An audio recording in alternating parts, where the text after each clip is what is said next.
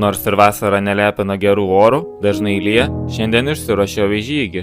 Pirmą kartą kirsiu Latvijos sieną šiuo keliu. Turiu tikslą aplankyti kai kurias vietas. Žinoma, tikiuosi netikėtai rasti ir apleistų vietų, kurias galėsiu patyrinėti.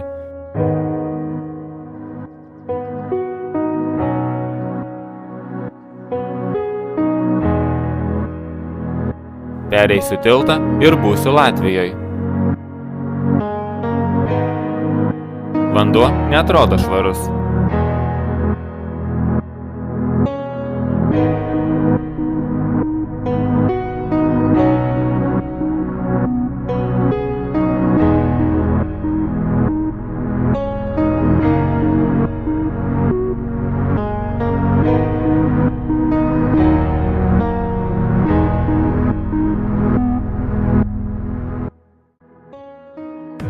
Keliauju link nedidelio miestelio, kurio pavadinimą išvertus į lietuvių kalbą reiškia kalnai.